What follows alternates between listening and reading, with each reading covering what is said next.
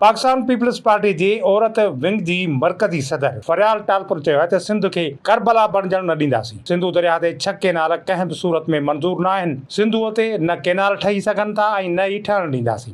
कहीं करबला ना बन जाए, कहीं करबला ना बन जाए सिंध। हमने बड़ी कुर्बानियां दी है, हमने बहुत सी कुर्बानियां दी है, हमने शहीदों की जनाजे उठाए हैं।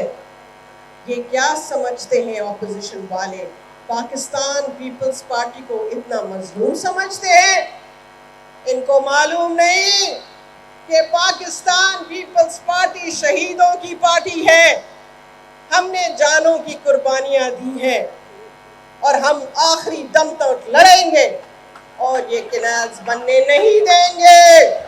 टंडेजाम में जलसे के खिताब कंदे PPMPA फरियाल टालपुर चयो त सिंध जो अवाम ऐं पीपल्स पार्टी जा कारकुन सिंधु दरिया ते 6 नवां केनाल ठहण न ॾींदा। हुन चयो त 18 अप्रैल ते सभिनी खे निकिरणो आहे। केनालनि जो मसइलो अवाम जे ज़िंदगीअ जो सवाल आहे। फरियाल टालपुर चयो त सदर आसिफ अली ज़रदारी गॾियल पार्लियामेंट में वाज़िह करे छॾियो त केनाल न ठहंदा। कौन सी सियासत है? कभी काला बैग डैम बनाते हैं, कभी थल कैनाल की बात करते हैं और अब आखिर में आके सिंध को इस तरह से जख्मी करने की कोशिश कर रहे हैं कि रिवर इंडस पे कैनाल बनाना चाह रहे हैं। ये कौन सा करबला का मकान बनाना चाह रहे हैं?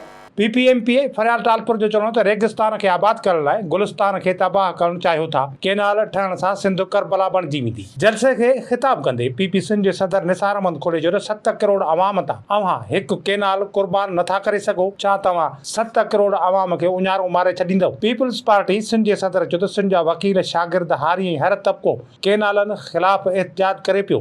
बिलावल भुट्टो ज़रदारी सभिनी खे गॾु खणी हलणु चाहे थो। पाकिस्तान अलाए केतिरा नुक़सान कढिया आहिनि, अलाए केतिरो नुक़साननि में वेंदो रहियो आहे। अॼु 7 करोड़ माण्हुनि खे नुक़सान ॾेई हिकिड़ी नंढी केनाल तव्हां कुर्बान नथा करे सघो। हिकिड़े केनाल ते पाकिस्तान खे टोड़नि जूं ॻाल्हियूं था कयो, सूबनि खे विढ़ाइण जी कोशिश था कयो।